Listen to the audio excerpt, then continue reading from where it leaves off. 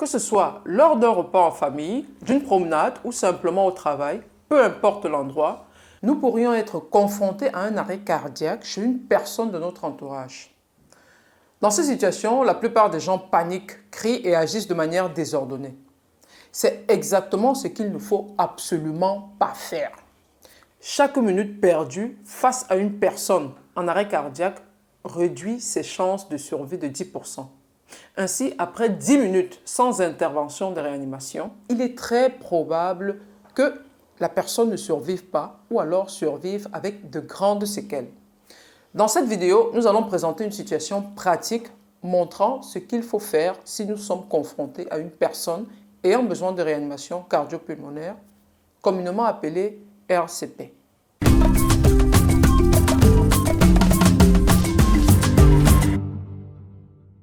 Bonjour à tous et bienvenue à nouveau sur ma chaîne. Je suis le Dr Ngayam, médecin anesthésiste et responsable de l'entreprise Domaine Médical à Barcelone. Sur cette chaîne, notre objectif est de vous fournir des informations médicales simples pour vous aider à comprendre votre corps. Ainsi, vous serez en mesure de prendre des décisions éclairées concernant votre santé et celle de votre entourage. Si vous vous souciez d'aider des personnes qui vous entourent et de sauver des vies par des gestes simples, n'hésitez pas à partager cette vidéo, elle pourrait vraiment faire la différence. Avant d'entrer dans le vif du sujet, il est important de distinguer deux types de réanimation cardio-pulmonaire. Le premier type est la réanimation cardio-pulmonaire avancée, généralement effectuée par le personnel sanitaire certifié, c'est-à-dire par des médecins, des infirmiers ou toute autre personne du corps sanitaire dûment entraînée. Il faut faire une formation et être entraîné pour pouvoir faire une RCP avancée. Mais étant donné que notre contenu est destiné au grand public avec pour objectif de fournir des connaissances médicales et partager certains gestes qui peuvent sauver des vies, nous allons nous concentrer sur le deuxième type de réanimation qui est la réanimation cardio-pulmonaire basique, qui peut être pratiquée par n'importe qui, n'importe où. Ceci dit, pour illustrer tout cela, nous allons réaliser une vidéo pratique pour vous montrer concrètement ce qu'il faut faire chez une personne adulte, car chaque minute compte. Vous pouvez trouver une personne déjà inconsciente ou alors que la personne perde la conscience devant vous en se plaignant de mal à la poitrine, au bras gauche, avec des nausées ou des vomissements. La première chose à faire est de vous assurer que vous êtes en sécurité. Que veux-je dire par là? Si vous êtes sur la chaussée, déplacez-vous sur le trottoir. Si vous êtes sur des escaliers, allez sur le bas ou le haut de l'escalier sur le palier le plus proche, où il y a de l'espace et une superficie plate. Il est compliqué de faire une réanimation sur des escaliers comme nous le verrons tout à l'heure. Si vous êtes à la piscine, sortez-le de l'eau. Ce sont des choses qui paraissent évidentes, mais quand le moment arrive, elles ne le sont pas autant. Donc j'insiste sur la sécurité, car s'il vous arrive quelque chose à vous, qui est censé porter secours, le problème devient double. Vous ne pourriez pas secourir l'autre personne et il faudra en plus de cela vous secourir à vous aussi. La deuxième chose à faire est de vérifier la respiration. Je ne parle pas de pouls. Ne commencez pas à chercher les battements de cœur, encore moins si vous n'êtes pas un personnel soignant certifié en réanimation cardio-pulmonaire avancée. Regardez juste la respiration. Est-ce que la personne respire? Pour cela, j'incline légèrement le menton vers l'arrière. Je rapproche mon oreille de son nez tout en observant le thorax pour y déceler un éventuel mouvement respiratoire. Si la personne ne respire pas ou la respiration n'est pas normale, vous devez absolument demander de l'aide avant de commencer les manœuvres de réanimation. Si vous êtes seul, appelez à l'aide, au secours ou marquez le numéro d'urgence du pays dans lequel vous êtes. Pour l'Espagne, c'est le 112. Ne commencez pas la réanimation sans avoir appelé à l'aide. Je répète, avant de commencer à réanimer la personne, rassurez-vous que vous êtes au moins deux. La deuxième personne appellera les urgences pendant que vous commencez le massage cardiaque. Ou alors, si vous êtes seul, rassurez-vous que vous avez quelqu'un du 112 ou des urgences de votre pays au téléphone. Pourquoi? Parce que dès que vous allez commencer le massage cardiaque, vous ne devez plus l'interrompre, sauf pour des conditions bien précises que je citerai plus tard. En troisième position, vient le moment de commencer le massage cardiaque proprement dit. Mais avant, il est très important de dire que le point 1, la sécurité, et le 2, vérifier la respiration et appeler à l'aide, ne doit pas vous prendre plus d'1 minute. Pour faire le massage cardiaque, la personne doit être sur une superficie plate et dure.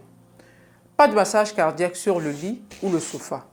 La meilleure option est à même le sol. Et sur une table, c'est possible, mais elle peut se casser, surtout si elle est en verre. Souvenez-vous du point numéro 1 de la sécurité. Donc, on place la personne à même le sol, on se place à genoux sur le côté, peu importe gauche ou droite. On entrelace les doigts ainsi et on place la base de la main au centre de la poitrine comme ceci. Les bras doivent former un angle droit avec le thorax. Pourquoi? Parce que nous devons faire des compressions d'au moins 5 cm de profondeur pour qu'elles soient effectives. Si nous plaçons les bras en diagonale comme ceci, nous ne pouvons pas exercer une force suffisante pour atteindre cette profondeur. Et à partir de là, il faut faire 30 compressions en comptant à haute et intelligible voix à chaque compression. 1, 2, 3, 4, jusqu'à 30. Après 30 compressions, il faut faire 2 insufflations par la bouche en bouchant les narines. Et sans tarder, recommencer les 30 compressions et 2 insufflations, ainsi de suite, sans arrêt. Je dis bien sans arrêt, sans interruption. Le rythme doit être de 100 à 120 compressions par minute, tout en laissant le thorax s'étendre après chaque compression, histoire de laisser le cœur se remplir de sang pour la prochaine compression. En quatrième position, on pourrait parler du DA, le défibrillateur externe automatique. Si vous l'avez et si vous l'avez à proximité, allumez-le et suivez tout simplement les instructions. Ils sont assez intuitifs en général. Si vous souhaitez avoir une vidéo sur le fonctionnement des DA, faites-le nous savoir en commentaire. Si vous n'en avez pas, continuez avec la réanimation au rythme de 32, c'est-à-dire 30 compressions pour 2 insufflations sans interruption. Et quand est-ce qu'on cessera de faire des compressions? On le cessera dans 3 cas bien précis. Le premier cas, dans l'arrivée des secours professionnels. Si des professionnels de la santé arrivent sur les lieux, ils peuvent prendre le relais de la RCP. Ils continueront avec une réanimation cardio-pulmonaire avancée. Le deuxième cas, ce sera l'épuisement de l'opérateur. Évidemment, si vous êtes épuisé, pas fatigué, sinon épuisé, il faudrait souffler quelques secondes si vous êtes seul. Mais ça doit être vraiment quelques secondes. Pensez que chaque minute sans compression réduise les probabilités de survie de 10%. C'est pourquoi il est important de commencer une RCP avec au moins 2 personnes. Comme ça, en cas d'épuisement de la personne effectuant la RCP, on peut faire une rapide rotation avec l'autre personne tout en minimisant les interruptions dans les compressions thoraciques. Le troisième cas dans lequel on peut arrêter la réanimation est quand on réévalue la victime. Si la victime montre des signes de reprise de la respiration normale ou le retour de la circulation, une pause peut être envisagée pour évaluer cette condition. En conclusion, faites cette simulation de temps à autre. C'est de cette manière que vous serez à même de le faire avec sérénité le moment venu. N'oubliez pas qu'il s'agit de 3 choses importantes à faire. La première chose est tout d'abord de chercher à vous mettre en sécurité, la victime et vous-même. La deuxième chose est de regarder si la personne respire. Ne cherchez pas le pouls ou les battements cardiaques.